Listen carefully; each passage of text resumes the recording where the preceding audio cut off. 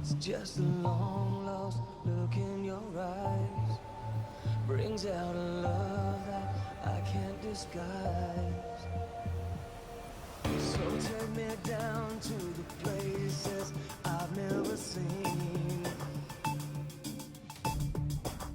Or don't you try to kill me with kind. It's just your love that's driving me wild. Oh, from the dawn we rise, with the heart we cry, to the light we go, into the light we go. From the darkest night, from the fire inside, into the light we go, into the light we go, to the light we go. It's just a long lost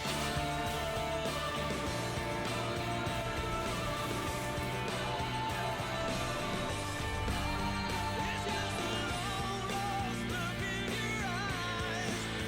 Brings out a love that I can't disguise. Oh, from the dawn we rise, with the heart we cry, to the light we go.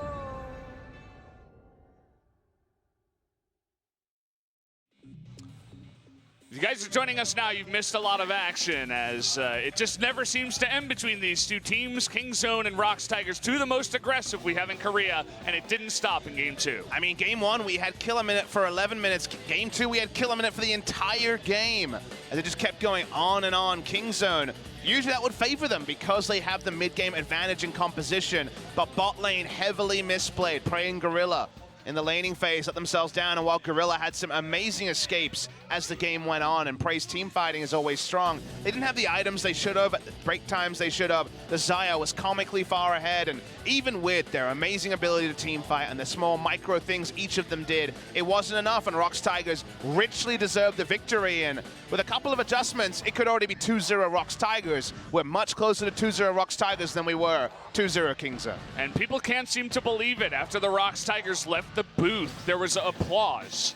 Everybody was like, whoa, you guys actually won. Let's give them a hand as they get out of the booth. It's been a very rough couple of games. You know, it's really going to be hard for them to keep their full play. Their stamina must be hurting right now, especially for a team like ROX Tigers. Kingzone, they have a lot of veterans, guys who have been there, done that, but ROX trying to challenge them, and so far they've been doing pretty well. And the thing was, what does it mean? And you mentioned it already, ROX in a great spot to make it into playoffs, to keep out the likes of SKT. A series victory doesn't kill the hopes of SKT, but it goes a long way to mean that ROX will most likely be a 5th place team or better in the LCK. Some great replays, a very fun game to watch, but Kingzone are creating problems that aren't there innately by just making poor decisions. Prey and Gorilla, laning phase, not good enough. Nidalee, the power farming meant something to a point, but then he was getting caught out in positions he didn't need to be.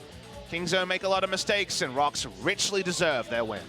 Yeah, you mentioned the Nidalee in the late game. We saw actually the last fight. She hit one spear, and then she moved forward, tried to auto, got kidnapped, and then died. That's all the Nidalee was really doing. I think she got one heal off onto Prey, but that was about it. Even 34 minutes into the game, everybody was really farming. Nidalee was not doing much. But let's take a look at the MVP. Will be Songyun. The Xayah really popping off tonight, 9-3 and 10.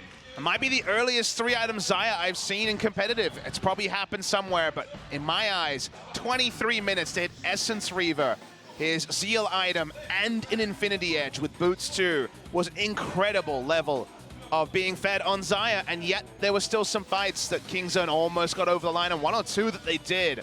Richly deserved, though. Playing around bot lane against Kingzone, I think, is their kryptonite. I think there are ways to make Prey and Gorilla accountable, especially if the fortunes smile on you on the day. So now ROX Tigers against 3 old ROX Tigers want to actually pick up the series and really ramp up their playoff hopes. Get some So-On fans there, some key fans, as everybody is just trying to cheer on the ROX Tigers, at least on their side. I feel like the majority of the fans in the studio are Kingzone fans, but the underdog is making a case tonight to get some more. So let's jump into pick and ban for game number 3.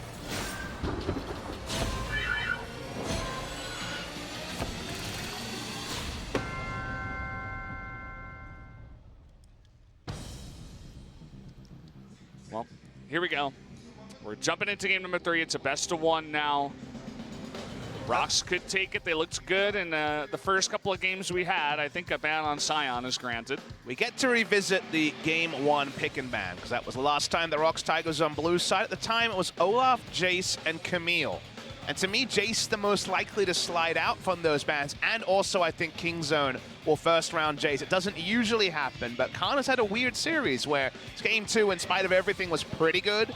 We haven't seen him dominate lane. They have a red side advantage, so either last picking a true counter or taking an early Jace and then reinforcing somewhere else is a big possibility here.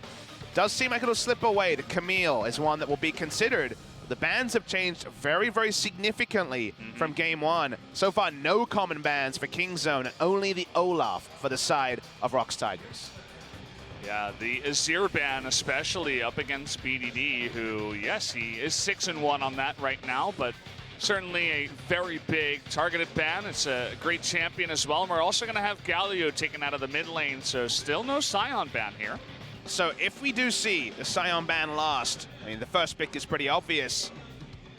Very interesting point, because now the choice between Sion and Xayah Rakan, which I think will be a big ticket thing. Oh, Rakan is banned, I should apologize, but Sion certainly is going to be up there. The Varus is also very heavily going to be considered with the Olaf being available. So ROX Tigers going to take their entire time here to decide where they want to go when it comes to first pick. Skarner available as well, but the Varus is the conspicuous one.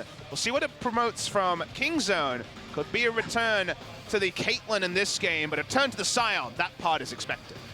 God pray, God Kingzone. That's what a lot of people are saying, especially before now. And so just Sion immediately picked up, and then another Skarner, which was banned out in game 2. Here for Peanut, played it in game 1. See where ROX Tigers want to go with their draft. They're happy to leave open Xayah Rakan. Sorry, I keep thinking that, but the Rakan man is trolling me. It's usually the Xayah Valdez. He's hiding over there in the corner. It's gone very unseen so far. Tom Kench against the Skarner is absolutely going to be a great pickup here to be able to deny and potentially delay some QSS purchases and allow the Varus to reach 2 items. Yeah, and honestly, just taking it away from Gorilla is good enough for me. He's been having a very nice performance on that outside of the lane, I should say. The first game from Sungwon on the Zac in game number 2. It's a good matchup into the Skarner as well, so I would actually enjoy a revisit on the Zac, especially because Kingzone didn't have a multi-step plan to make the Zac accountable. Zac got a free farm phase and there was camping bot lane in the ganks off. On the red side, we were wondering about AD carry picks. This would be ultra safety and allow them to play make elsewhere. Usually when you see Sion and Skarner, you're thinking big damage from the AD carry. 2 items. Definitely Ezreal fits that bill, but wouldn't be a hyper carry necessarily. It is going to be locked in. It also makes you think it's probably going to be a top lane Sion, although we have seen teams be successful with Ezreal and a low damage comp. Praying Gorilla put together, and she loves him. I love them too. They had a really nice game too, even though they lost outside of the laning phase. Just after about 9 minutes, they were really popping off, trying to make up for some of their early mistakes. Gorilla himself was feeding in those first 9 minutes, yeah. Though. It was 0-3 as the laning phase is going on, so there was a lot to pay back, and I agree, some excellent escapes, but unfortunately they couldn't find any 50-50 with the laning phase, so have to hold them accountable when they are actually the lane that let the team down to promote what was, in the end, a very exciting game 2. Look at the bans here. Look at this. A Syndra ban going against Lava. It's an interesting one. We've seen more Syndra recently, for sure. Syndra's in that weird spot where if you pick a lot of tanks and an AD carry, you usually think that, okay, Syndra's going to be useless, but she just one-shots the AD carry. You run out of damage, so we'll see what that means. To me, it may be a small indication of it being mid-lane Sion, but I think this is time to get Khan a counterpick. The Jace is going to be available this far. Maybe the final ban. It's usually where they go. He is undefeated on the year on the Jace. Only ever lost a single game on Kingzone on Jace. Hey, he's got some pretty good stats on that champion. He was very, very well known for that pick, so definitely one that's in the back of ROX Tigers' mind right now. And as you mentioned that, the Jace is going to be taken away. They're heavily targeting out Khan here. and they're respecting that mid Scion once again from BDD. So they may still go, they should go for the counter pick on the top side, but it's not going to be Jace. Usually we would expect support at this pick. Alistar is a possibility to threaten the Varus, but doesn't have the reliability in fights. A lot of disengage going on. And consider the Braum just for a bit more tankiness, especially if you're fighting in a narrow corridor. So they don't actually go for threat. They stick with the Braum. It means that the Unstoppable Onslaught and in general Scion in the front line is going to be very important to actually disrupting fights. As Skarner can't do all the heavy lifting himself. Waiting to see where ROX Tigers want to go. Very much focusing on their solo lanes. Probably going to have to be ultra safety in both, as Sungyun's got his own champions to think about. Gnar should be locked in here. Again, the old favorite for Linderang. Gonna be blinding that Gnar, just saying, okay, come at me, Khan. What have you got for my Gnar? And Ryze has that fun combo with the Zac ultimate we saw a couple of times recently and is open in this game and be preyed upon by a Skarner. But we're thinking of safe blind picks here for the mid lane. Certainly one of them. Orianna in past metas will be a big choice here, but here's a new meta champion. Ooh. The Cassiopeia is going to be opted into. You think of the Kingzone comp, and they don't have Jarvan and other champs that can gap close and really shut down the Cassio. Does have the extra item slot, so having the QSS in the mid game or even the late game doesn't count as much because you can have 5 other damage items. So interesting to track. The Cassio wasn't what I first thought of. Say you got some balls if you're going up against Scion Skarner and you're saying, okay, I'll play Cassiopeia with no real escape. Has some decent disengage if she can use it in time, that is. And looks like we are finally going to get to see Khan on the Camille in the top lane. It does end up being Scion mid lane again. Very much a timings comp. Camille is a true carry. We saw Camille burst people for 1,000 damage 2 days ago. Yeah. But regardless, it's a catch comp. It is a pick comp from Kingzone. We don't see true pick comps. This is one of them. Banner of Command answers the Cassiopeia super well in the mid lane because even with Twin Fang on basically 0 cooldown, she cannot deal with the Banner minion. But Ezreal has been largely criticized in other regions. Prey hits 2 items. We'll see where the item build goes. Maybe an Iceborne Gauntlet this game just for a bit more control. And it's going to be about the timings. The timings went out of the window in game 2 with the Scion pick because bot lane was just dominated. This time it's Ezreal Braum. Very safe, very much ultra comfort for the two. We'll see what it all means. Even the Camille on returning to the Gnar matchup, it's really swung away. We've seen Gnars do very well against Camille in recent times. So we'll see how Khan can do after a bit of a muted series, one of the most hyped players in the world, a player who still in 2018 has not dropped a best of 3. Very true. Linderang, gotta give him some props. He's been handling the top lane up against Khan quite well. He's been holding his own, not dying, not getting solo killed, but this time around, he's up against Khan's Camille. That's the really scary moment. BDD gets his hands on the Scion. I know you were going nuts about the Scion in game 2. Would expect some more plays like that, Papa. Interesting game here. I think this is one of those ones where Kingzone have to hit their timings. They don't have mixed damage, no Cogmore this time. It's really a roar and then no other magic damage. So the early mid game needs to be way better, Valdez. No doubt Kingzone confident to pull it off. Let's jump into game number 3 of this crazy series.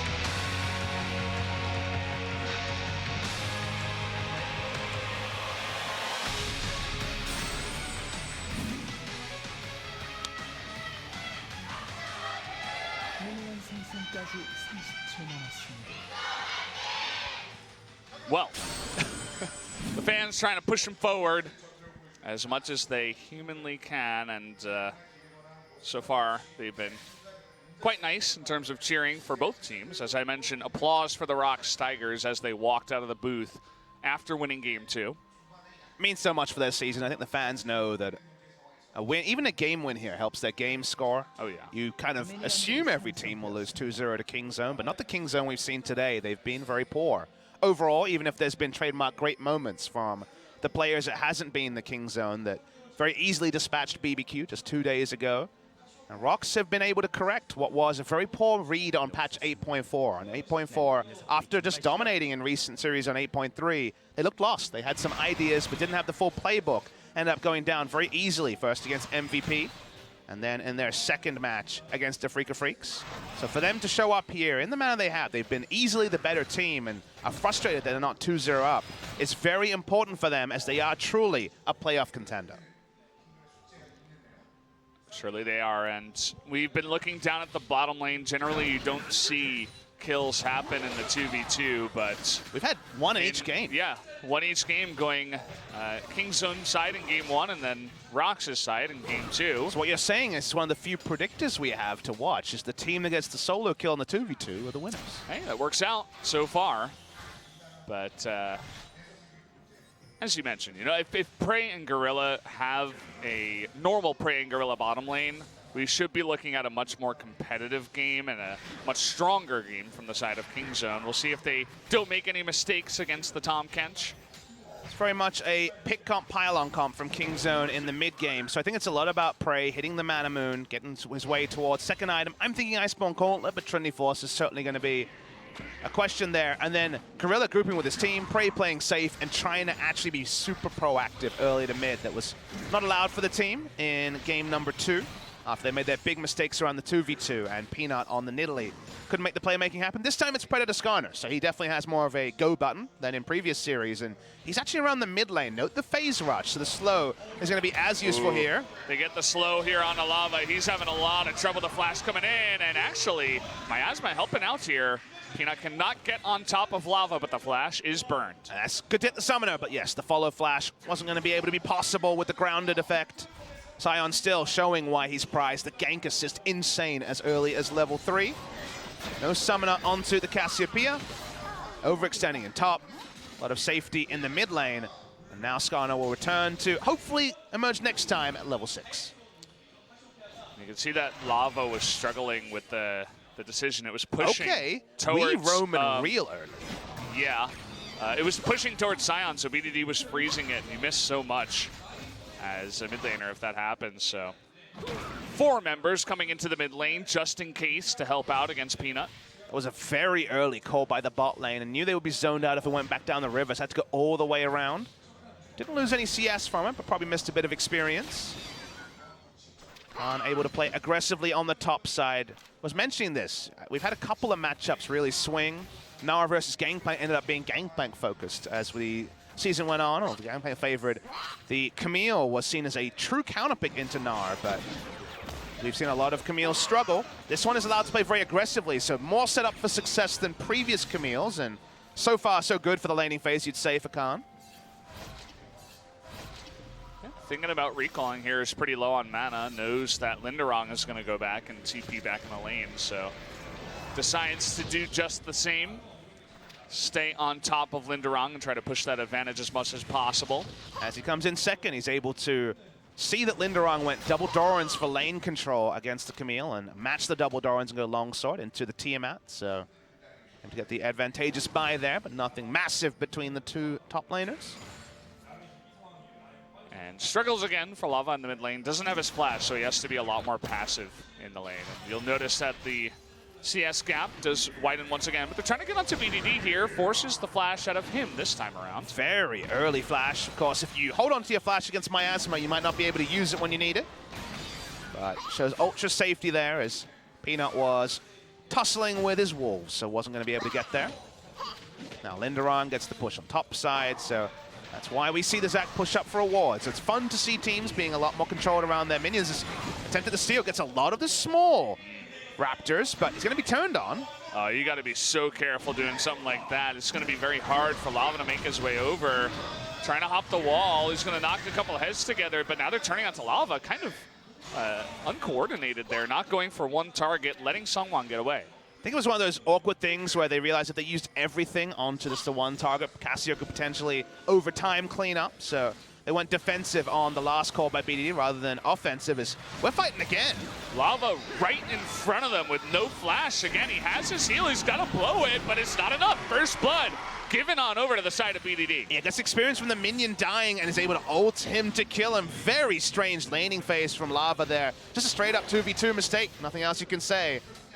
Not what the team wanted to see after game 2 being a return to form. Game 1, less said about that, the better. But big problem there. Very, very early death, and BD gets the control. Watch the replay. BD had already used his Q, and then Lava thought, okay, it's my time to walk up, but Peanut is shadowing Seongwon. The Q misses from Seongwon, and then, well, he's dead. Observer trolling, not letting us see the kill once again, but it was pretty much just, we knew what was going to happen. Observer confirmed ROX fan, doesn't want to believe it happened. He's like, I don't know, I couldn't see it. Please stop being mean to Lava. Nice little advanced ward here around the blast cone. Shows that Khan can look for the outplay. We back away. Top lane, completely even. So not Camille favored like it was early in the season. Mid lane, well, enjoy those items there, Lava. Yeah.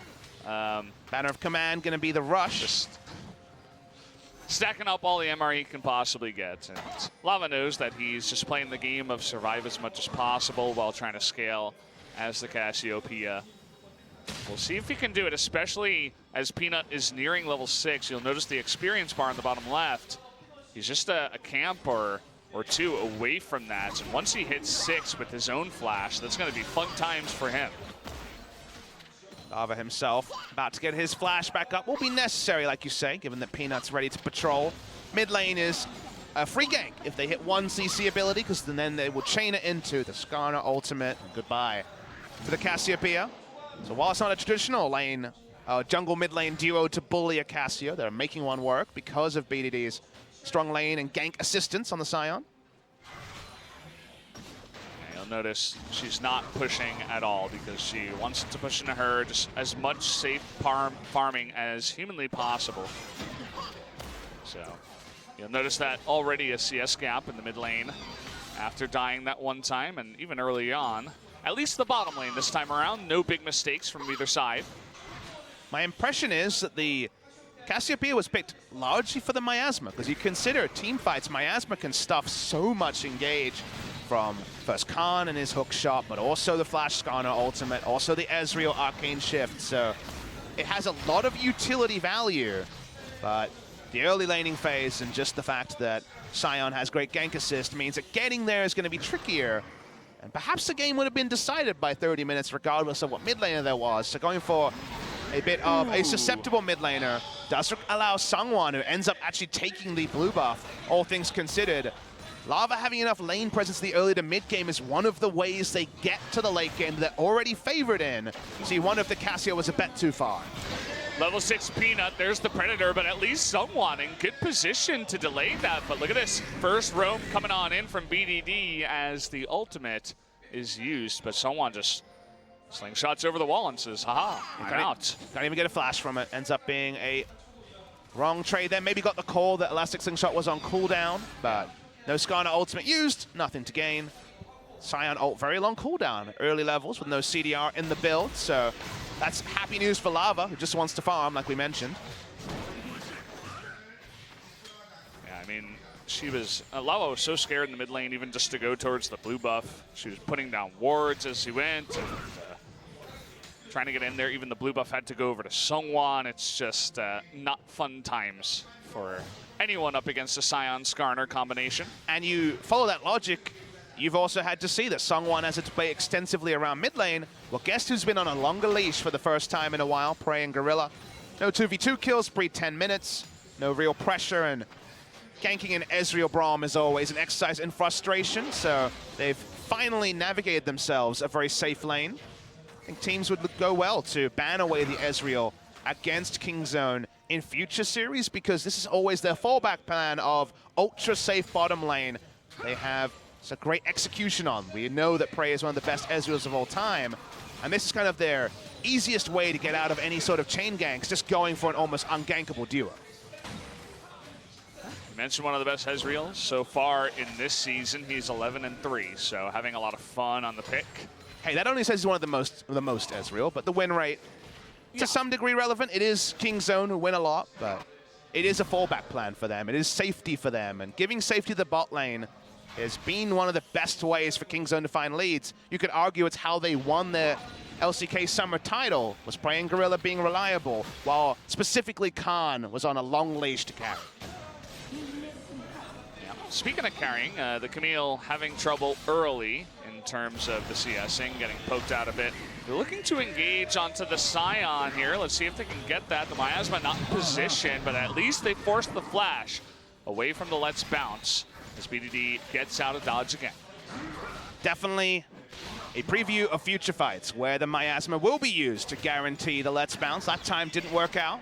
Get another summoner from BDD. They continue to delay the pace. It's all about delaying the pace for ROX Tigers. They'll be very happy. Find there being no significant lead for Kingzone. They have about 1,000 gold. Trying to add an Ocean Drake to it. This is going to be contested. 3v3 at the Drake. BDD has his ultimate, trying to get the steal. No damage coming in. There's that ultimate right onto Key, and it's going to go over to Kingzone as Peanut does swipe that out. Someone trying to flash away, but the Magnar coming in, trying to get on top of Prey. Oh! There's the double stun, and enough damage to get down at least Prey. Can they get anything else is the real question. Khan all alone here. Someone has to be careful. Looks like finally Gorilla went down off screen to Songyun and Key, who pick it up. Khan was out of the fight the entire time, looked for the ability to go all the way around and flank, but ended up flanking himself because ROX Tigers could play as 5, focus on the low health members. Great Gnar ultimate from Linderong. They're looking to break the mid lane turret from all of this. The TP is even being used here by BDD just to make sure that it will not go down just yet, but nice little fight there for the ROX Tigers. The Drake does go over to the side of Kingzone, though, have to note. Very uncharacteristic problems where it seems like Khan had a different read on the team fight than the rest of the team. They should have known that Cassiopeia could come straight through the middle and get a lot of value, and by the time Khan's flank ended, there was no one for him to fight around. He is still on the Rift, though. He still hasn't gone for the recall, so he's looking for a bit of turret damage. Watch the replay. Songwon goes for the contest, which is at a time when Kingzone is considered to be in a stronger phase, but Ezreal doesn't have his items, it doesn't burst. The teleport comes in from Khan, but he never gets the fight. And meanwhile, Lava comes in. This time the Miasma is on point. Linderong's transformation, beautiful poetry in motion in the back of the fight. That means that Khan ends up getting nothing out of all of them. We got a fight here, BDD in the mid lane, as someone trying to do the damage, but again, it's Scion, and they don't have enough. Meanwhile, the turret almost went down, so nearly worth it. The banner already completed for BDD, doing the pushing. 3 members can't quite take the turret. 3 melee champions means they don't have the extra autos. Kingzone trying to accelerate the pace of the game. Close, but no cigar that time. As now they're looking for a gank bot side. Yeah, waiting on that one. The Hextech ultimatum coming in. The double stun as Linderong is having a great game on Gnar. Can he survive for long enough? Looks like he can for Sowon to come on in, and they will back off. Yeah, really with Skarner ultimate, he'd already started disengaging after the Hextech ultimatum, understanding that with no stun hitting, they didn't have the damage. Still no purchase. It's a Ninja Tabi Ruby Crystal Longsword Camille. The burst is not there yet, so once again, you have to say the communication not looking too strong, because the chance of that being pulled off was 0%. Got to be careful about how you engage, especially if someone could get there earlier in that fight. Perhaps they could have made a turnaround onto Peanut or Khan. Not super tanky, either of them just yet. Now, duo lane is top side, even with the turrets up. That's a happy configuration for Kingzone. They're very much about 2 items being on the Ezreal and getting the Baron. We already mentioned that when you see mid lane Sion, it's a Baron as close to off spawn as possible into a big Banon push, given that Banner of Command is the core item. So with this lane assignment, they can start to clear vision and eventually get forward vision if they can get some lane control. Harris found himself a nice CS lead after all the rotations are happening on the map. One day, this Camille will go for a shot. It's probably going to be a big one. Yeah, Khan and Linderong both hoping for a shop, and another TP is used. This time it's Gorilla with the unsealed spellbook to save this mid turret. You can tell they're looking for a play with Abyssal Voyage or just a kidnap from Sungwon. Everybody's in position looking for some kind of pick. A lot of it going to happen. A lot of it will be on that Miasma we mentioned already. Miasma is the amazing tool to guarantee the Zac. It's almost a Hextech ultimatum in a much shorter cooldown. Someone setting up for a dive. There's the Miasma. 4 members grouped up, and they decide not to go for it just yet. Still scared, even with Linderong reaching near Meganar, but they hold off.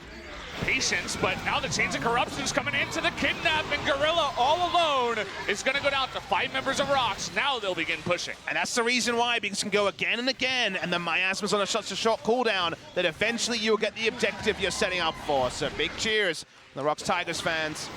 Meal's might not bot be lane. done. They're going for this. It's Key and Linderong, and one hook shot is going to dispel that. Peanut's going for a pick here. Sunghyun's already healed. Yeah, the heal comes in, and they got a Scion to ult in the front. Look at that damage. He finally goes down as ROX cannot save them. The hookshot is going to interrupt that, in fact, with the flash devour. Key trying to be the hero this time around. It looks like he will get over the wall. Nice job by Key.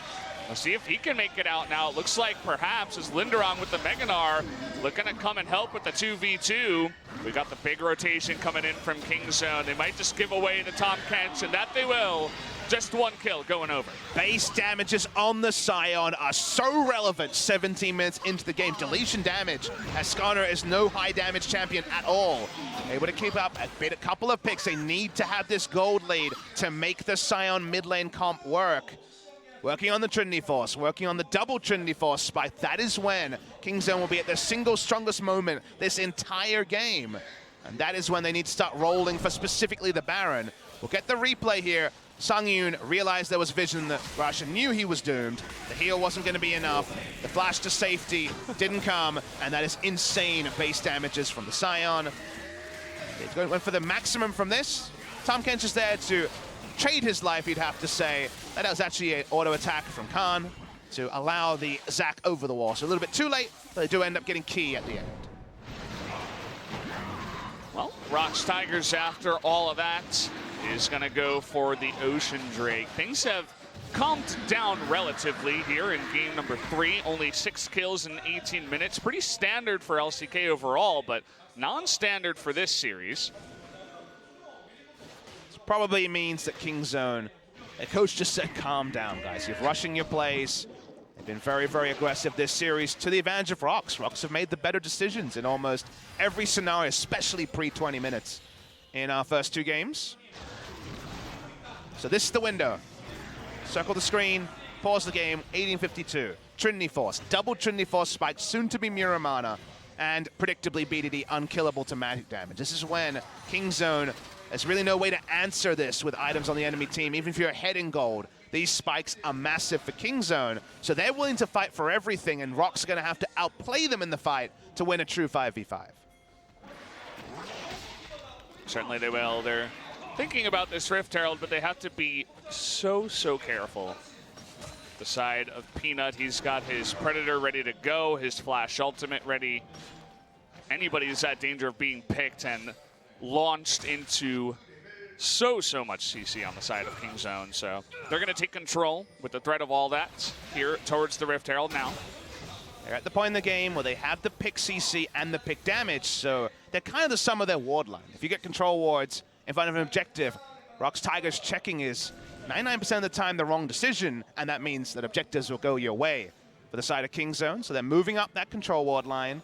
Sungwon trying to get vision where he can and maybe even use the sweeper to peek on if anyone is right on the edge of that river brush. Kingzone being divided across the map is good news for ROX because it means that the extra damage will not be hitting as there is that Muramana transformation we were alluding to around 20 minutes for prep. So far as no action currently, we have Khan with the most damage so far. Has been heavily trading into the Gnar, even with the delay on the Trinity Force, but it eventually came out, and Camille will be scary. As you mentioned, you got to get some items before this Camille comes online. Khan hasn't had too much opportunity just yet to do his very Khan-esque plays.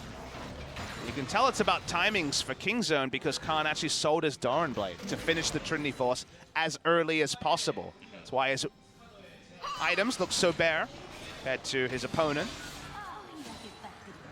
Controls sidewave, he's in a good position of power. Still can't take every trade against the Gnar because the back-end trades from the ranged mini Gnar will be big. Kingzone looking for a way to shut down Sunghyun. They got to get the Devour, but now it's 3-on-1. The Flash comes in to save him. So nice job by Key to make sure that he was okay. Did pick up Cleanse, by the way, as well with his own unsealed spellbook. So if any stun went on to him, he still could have pulled off that play. Amusing that at the end of the day, the Olaf and the Sion actually have quite a bit of overlapping counterplay against the Varus, because Varus throws out the ult and Sion's like, well, sorry, immune to CC. Yeah. Looked for the close there. Sangyun keeps up his flash though, so while the Tahm Kench may be vulnerable, Sangyun's flash is of higher value, so that's still good news. And the ult cooldown is still relevant at level 2 for BDD. Certainly is. I said Cleanse on Key, and he does have it, but he also has QSS. So he wants to make sure that in no point in time in this game is he being CC'd at all. I like to see ROX grouping. They understand they can force an objective away inside of Kingzone, and gold trades right now, where next items will obviously make Kingzone more powerful, but they will relatively buff ROX. There being more gold in the game is a buff to ROX Tigers because of the mid lane Sion slowing down the damage dealing potential of Kingzone. That they can't actually wrestle full control onto the Baron. Bray is very, very strong, but Camille taking this turret is good news for Kingzone. It feels like this game will be decided pre-30 minutes one way or the other. And right now, we're just at the opening credits for what should be a very amusing next 8 minutes or so, where the game is up there to be won, and thus the series, which is so important both ways. Now, was an interesting trade there for the ROX Tigers. They go up and get that top tier 1, but Camille trades it in the bottom side, and the mid tier 2 actually took a healthy bit of damage. Prey had double buff, and so he was chunking it down pretty fast. But again, it's all delayed as Kingzone still can't find a true engage onto anyone. No further kills, no available play towards the Baron just yet. In the side lane, Cassio staring at the banner minion, wondering what to do. It's going through the mid lane. Trying to get out to Sangyun again, and it's going to be a double knock up there, and does get the Devour off, though. The Kidnap 3 members under the turret, but they get on top of Sangyun, and that one Kidnap actually kidnaps Sangyun's life as the Skarner said, thank you very much. Key's going to go down as well. You said decided before 30 minutes. Well, at 23 minutes, Kingzone in a great position now. And they were looking for the Tahm Kench. They knew his flash was down. Speaking of flashes. Yeah, Lava got a flash away from that engage. Is Khan not going to Hextech Ultimatum. They want to go onto the Baron now after taking out that in their mid turret. They finally found a way to make a flash being down punished. And that was Key's flash being on cooldown. They weren't looking for Sangyun, too hard to stop, but the Thresh goes down instantly. Kingzone being very defensive around this round. They haven't started it yet, looking for Songwan. Yeah, they want to get an engage here, and the hookshot stun is going to come in as Hextech Ultimatum. Nice disengage from Blava with the Miasma, doing actually a lot of damage to Khan up in the top side. They all stay alive after all the ultimates were used there as Kingzone, they go for the pick. It doesn't pay off. The petrifying gaze was massive in that choke as well as they chased on to get the smite and thus guarantee a Baron. Kingzone kind of have to make the relative walk of shame and go for the Ocean Drake. So the Cloud Drake, that should be a lot easier to pick up. They're transferring their power. They're down bot side, but you can see Key and Sangyun looking to fight here anyway. Yeah, before the Cloud Drake comes the red buff. Want to keep that on to Prey as much as possible. Certainly helps out with this poking. So just a couple of kills, and Kingzone now about 2,000 gold ahead. It's not a huge lead, it's not a gigantic objective, but they're slowly chipping away. Question is it enough to push this game before ROX Tigers can scale up? Getting very, very close to that point, Valdez. So again, we come back to how Kingzone win. The sum of their control vision to get a pick, and also their understanding of cooldowns. Flash down on Songwan, he's a target. Lava's flash down, he's a target. Also, importantly, Key does have flash and soon to be QSS available, so he will be able to repel one single pick, but it's all about Kingzone finding that correct pick, finding that correct decision. For now, going wide again is their choice, and that means they give up the Baron control they desperately want. Got an engage here. BDD's in the bottom side, and where are you gonna go when your Hextech Ultimatum is gonna go down is the answer. BDD crushes him with the help of Khan. The Jaws theme playing over that ultimate, too easy. Hextech Ultimatum makes that one undodgeable. Khan will push in bot side, they make this a long lane. There's the Bannon minion, or I wish we just say a bannered up minion. To start the push. That will draw Sangyun and Key. That means that Baron's going to be started top side, or at minimum Baron control. Yeah, they take all the control. Kingzone have been extremely careful about starting this Baron. They know if it gets stolen, they could just, you know, have ROX buy themselves so much time. Scrying Plant is going to come in as Sungwon. You know he's looking for it. See if he can actually pull it off. But he doesn't have the ultimate to interrupt. He only has the Q. Sungwon outranges it, and they pull away. So Kingzone know they need this objective, but are being very respectful around it. No Blade the Ruin King onto Prey, so Baron speed is an issue for the side of Kingzone, and that's why they don't fully commit. Yeah, nearing 27 minutes now. ROX buy themselves some more time. We got a 4-0-2 super fed Sion. Not going to be any damage items. It just means that he's going to be even more tanky than he originally was by his full Warmogs as his third item. Does mean he can peel away and be so annoying in the re-engages with the extra healing that should be available to him soon. With the free health, I imagine he's above the 3,000 health threshold, but we'll get the confirmation in a little bit. You know, he was making so many plays where he put himself into right underneath all of the members of ROX Tigers in Game 2. This time he buys a stopwatch. Not sure if he had it. I never saw him stopwatch in Game 2, but certainly will help him out if he wants to go super deep once again. It's for the stone plate as well. That's going to be the build, and has enough health that the stasis effect to take away aggro is probably going to be enough. He is above 3,000, so the Warmog's healing is going to be online. He's playing the side lane with a banner minion. ROX Tigers cannot find a way to actually scout out much of the Baron area. Another turret goes down, fourth of the game for Kingzone, but still not able to break open the game like they wanted to pre-30. Speaking of items here, a very important one picked up for Lava. That Zonia is going to be of the utmost importance if she's being dove underneath turrets or anything like that. Can buy you so much time to reposition yourself, which is super important as Cassiopeia. No QSS for anyone to reposition themselves other than the Tahm Kench. They go on to Gorilla. Yeah, they get the flash here. Sungwon does get low, but an easy devour gets him to safety. So no flash anymore onto Gorilla. On backs away. He's finally been able to get the lane control has been denied from him for the majority of this game. And this series also. He has certainly not been a tier above Linderong, despite what you might expect. With Khan's legacy still undefeated in terms of best of threes he's played all the way through. Another bait. And Songyun says, I know exactly which brush you're in. Hits him with an arrow. The waiting game continues. Kingzone, they have so much control and they are ahead in this game, but still no Baron. Peanut looking perhaps for a play. Blasting, planting over. But he's all alone at this point. Not going to go in just yet. The team's playing really defensively around the fact that Tahm Kench is the only one with QSS, so Peanut, as we've seen more increasingly with these Skarners in the last couple of weeks, has found very little value. Seems like Sion will have to do a lot of the heavy lifting when it comes to the engage, and then you can use terrain against him because the drifting only takes you so far.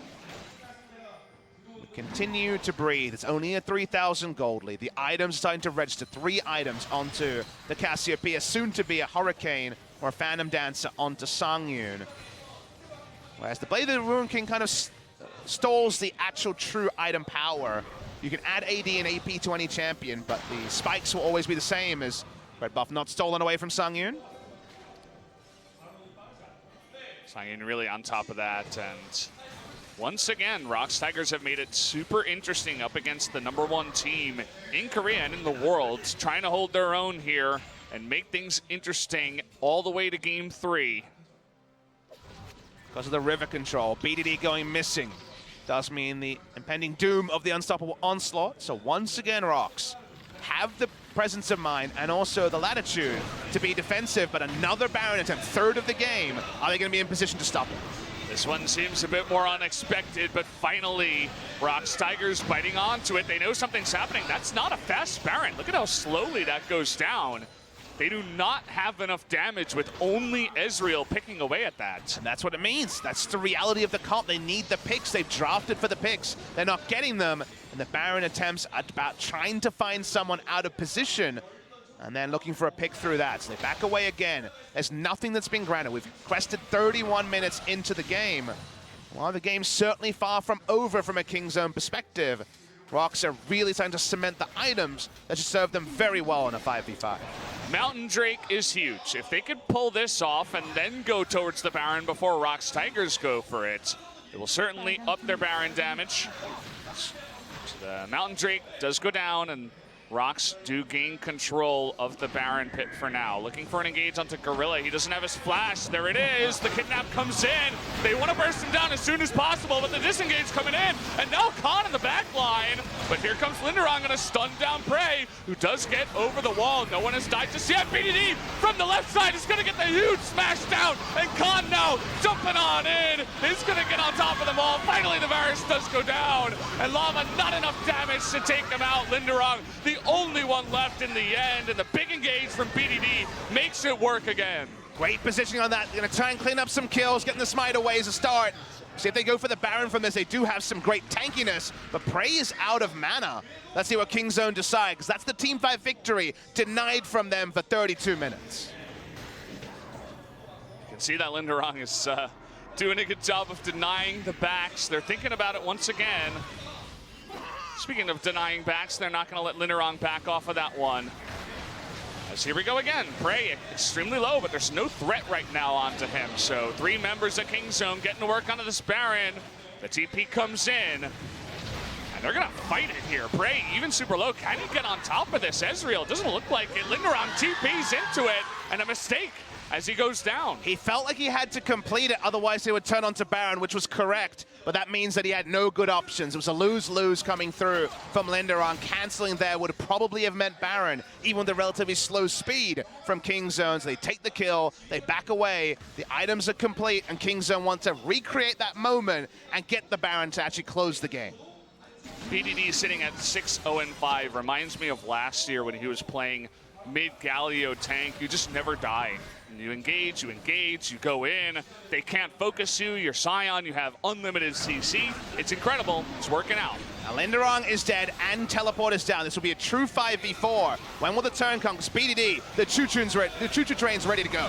Here we go, gonna threaten it here as Lava is gonna be hit in the front. There's that damage, trying to tip him down somewhat. Not able to get the steal here, and now they're trying to engage onto Key. Can they actually do it? That Roar of the Slayer is gonna be enough to slow him, and Prey will get the kill. Lava's gonna go down to a double kill after the Baron, and now they're looking to end it. Beautiful Baron play. That was the set play that Kingzone wasn't able to make in previous series. BD knew his role. 4 to 5 members cannot kill the Scion. He is too tanky, too early. They take the Baron, they get the exit kills. Great stuff from Kingzone. Certainly a very perfect play when you compare it to some of the other plays we've seen so far. And now with the Bannon minion coming in, Kingzone thinking about it. TP on the side of Khan will be ready to go in. And there it is, trying to engage on the Sangyu now. There's no escape for this guy. Pino wants to pick up the kill. It's going to go over to Prey, who is now getting near legendary. Oh, look at that. Linderong trying to make things interesting. We'll see if he actually can. Prey tanking up that turret. Maybe Kingzone bit off a little bit more than they can chew, but I've said that multiple times, and it's not been true many times as they get another kill and looking for that Nexus as nobody can take them out. Kingzone gonna win another series 2-1. Big series here for Kingzone DragonX. They also stop ROX Tigers from once again opening up a big lead over SKT. So SKT fans, Kingzone fans for the day and maybe even for the future, depending on how the schedule goes. It was not a great day for Kingzone. They made a lot of mistakes all 3 games. There were things to improve upon, but their Baron setup was great in this particular game. BDD understood his role. Galio and Scion, we know they're very similar. It's the analogy I've made many times. It's another tank in the mid laner with CC, and it roams well. And we were also impressed with the Scion base damages.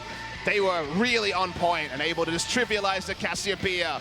So just before the game was taken away, they get the control, they close out the series, and they are now 1 best-of-3 away from guaranteeing themselves top 2. Kingzone coach giving well-deserved pats on the back to everybody.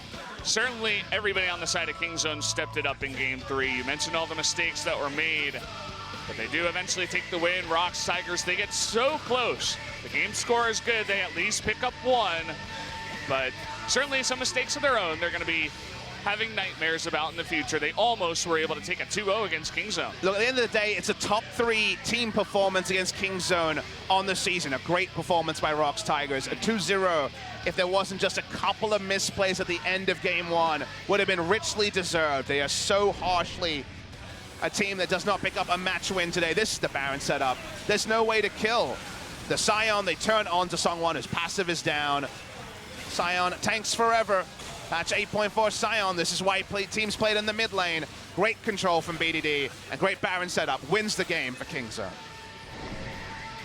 Perfectly executed there in the last fight, as you can even tell on the side of Kingzone that everybody feels a moment of relief. It was a very tense game, even down to the last bit of it in game 3. As they can go home happy once again, trying to secure that first place spot. One more series win will do exactly that. Let's take a look at some of the stats of game 3. A shorter one, but certainly still a win.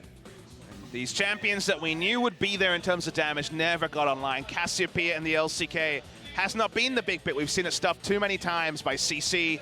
And in general tanks, Galio first. Now we see the Sion doing his best Galio impression. Reminds me of SKT versus KSV, where FLICKR was the one on the Galio. The Sion play here, well-deserved. It should be an MVP for BDD. Wonderful performance there. The Ezreal hit his items at the right times, and while they grouped and they started Baron again and again, they didn't have the damage to finish it. Eventually, ROX had to walk up too far because of the vision control around Baron, and Kingzone just about took it. 34 minutes. Not a minute too early for a Kingzone fan. Yeah, so we had 3 games here in our first series. We thought this was going to be the short one. We thought it would be a quick 2-0, quick sweep from Kingzone as we've become accustomed to, but ROX make it interesting. Of course, the next series is going to be KSV versus Jin Air, the one we expected to take a lot longer. But before we do get to that, we are going to introduce our MVP. Of course, should be BDD here, 6, 0, and 10. You know what? We might actually have another joint BDD and Kuro season MVP. BDD's only 100 points behind Kuro. These guys were the joint MVPs in summer season last year, and with a performance like that, a couple more games, it's going down to the wire on the season. The season MVP, which is of course a much lesser objective for the players than their team success, is still something to look at. Yep. Up at the top it says best driver, as well, that's what the Sion does. We've seen him do the drifting before, and certainly I feel like in this game there was a lot less drifting, a lot more just charging straight at your enemy, but he was good at that too. So either way, guys, we're going to hand it over to Suyeon and Ji-sun to help out with the translation. 킹존 드래곤엑스가 승리를 가져가게 됐습니다. 아마 선수들이 할 얘기가 참 많을 것 같은데요. 황승호 캐스터와 함께 만나보시죠. DragonX, victorious of the victory of today. It was a long game for all the players. In the end, Kingzone DragonX picking up the victory.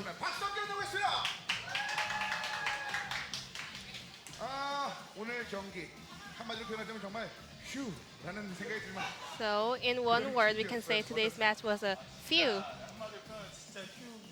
Yeah, I agree with that. Even in the third set, I think ROX was playing so rigorously, so it was a hard day for us.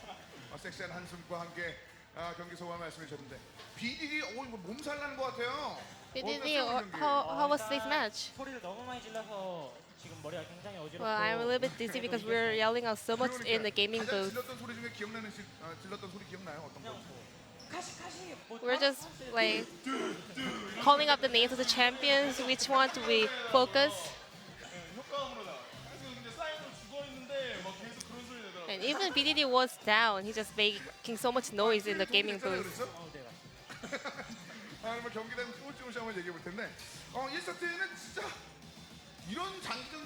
So game 1 had a lot of team fights, and it wasn't really unlike of Kingzone to have such a long game.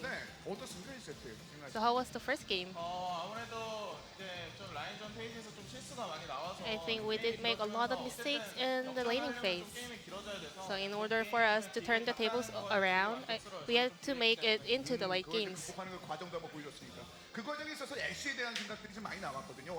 사실 예전에 프레이 선수의 시그너처 픽 중에 하나였죠. And Ash is one of your signature picks. 그리고 어려운 상황에서도 그 매날리기를 통해서 그 여러 가지 You know, you always 제공하는 인상 perform some super plays during the game on Ash. So I was matched with Ash today.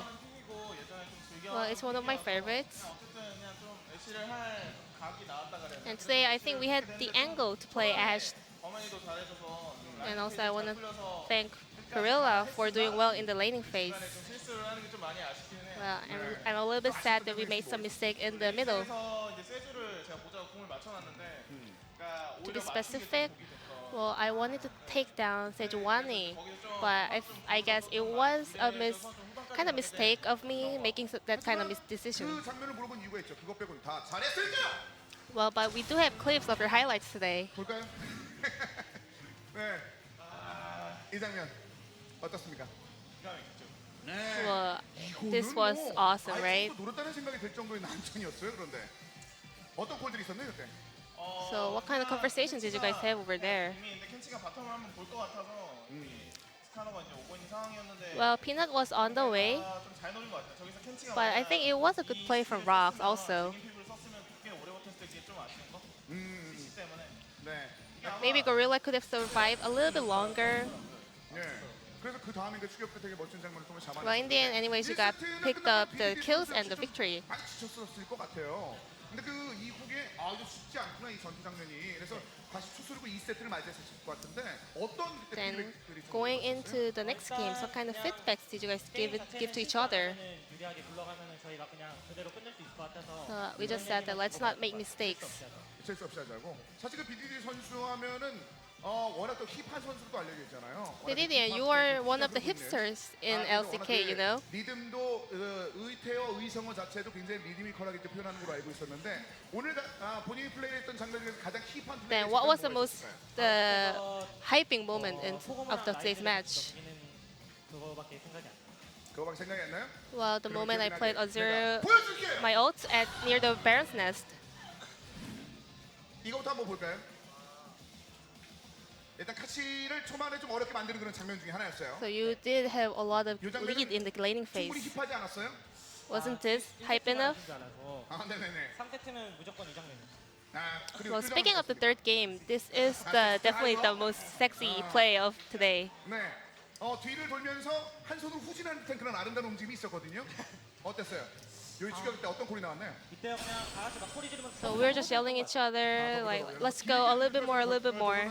멋진 장면을 연결시켜서 이제 마무리를 줬었는데 사실 그 워낙 오늘 경기에 있어서는 정말 많은 그 뭐랄까요 팬들의 그 질문들이 계속 올라왔었어요. And we have a lot of questions from the fans.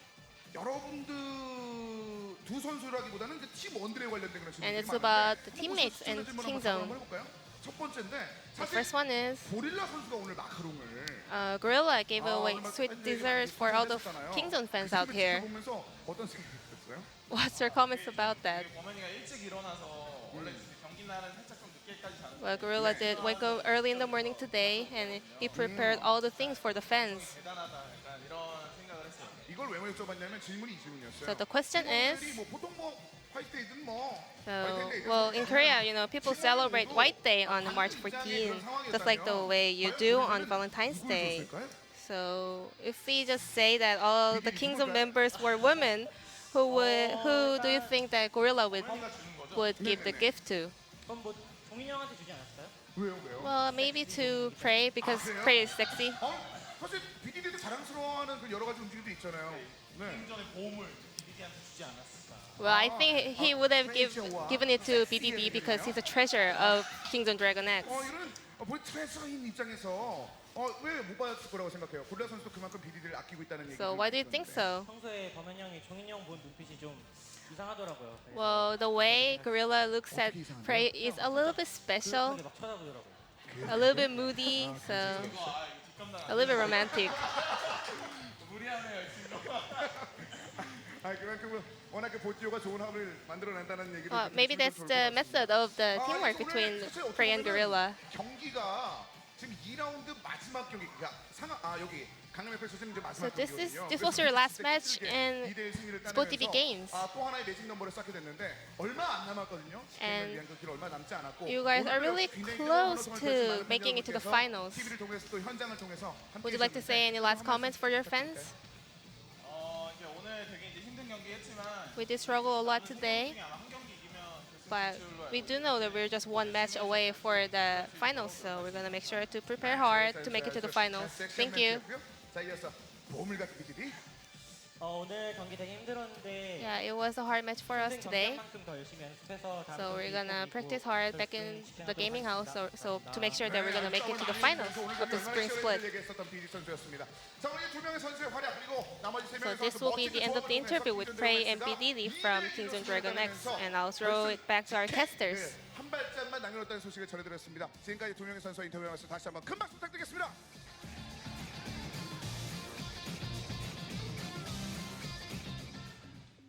Thank you, Ji-san, for the translation. Gotta love the interviews over here at Spo TV. Feel like we always bring out the best in the players. A lot of people want to know. Confirmed sexy. I think we all knew that already, but the players also confirming it. Look, a lot of people want to know the what-ifs about who would date who in other scenarios, so that's what we bring you here at Spo TV. There was probably some League of Legends. I can't remember. That interview was too memorable.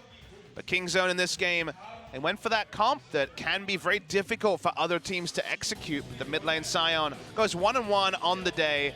This time they don't put everything into the Cogmore. The bot lane was much improved in their performance. And while it was definitely some toiling to actually close the game, took a long time to actually take the Baron, one good BDD play around the Baron closed it out. I love this play too. It shows you what Sion can do with someone who can lock someone else down, and it's just free CC for days. And this was another one where they engaged on in, and BDD definitely deserving the MVP, but I feel like Sion also deserves a part in the MVP, if we could shout him out as well. Pretty good on 8.4.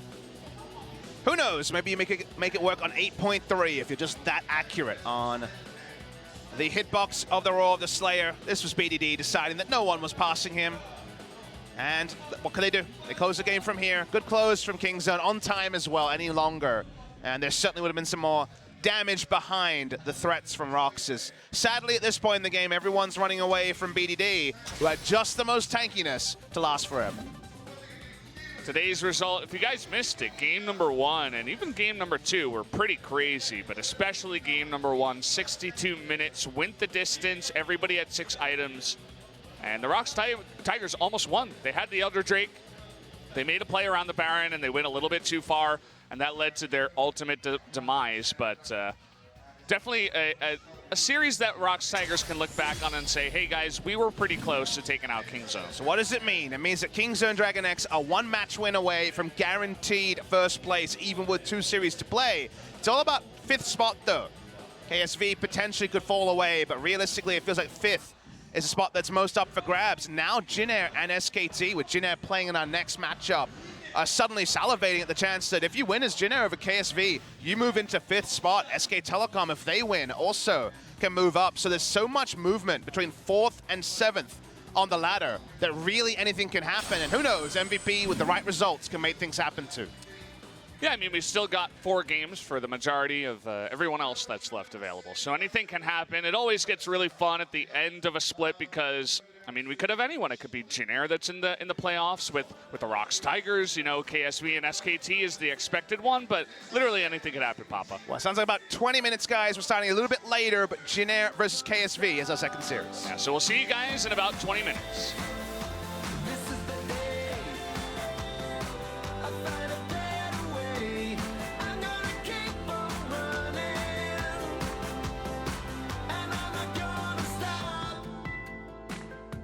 네, 오늘의 첫 번째 경기 락스타이거즈와 킹존 드래곤엑스의 경기는 킹존 드래곤엑스의 승리로 끝이 났습니다.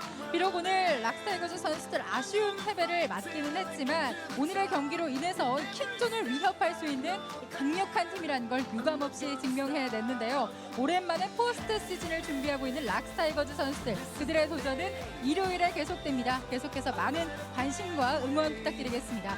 저희는 20분 후 KSV와 지네어 그린닉스의 경기로 다시 인사드리겠습니다.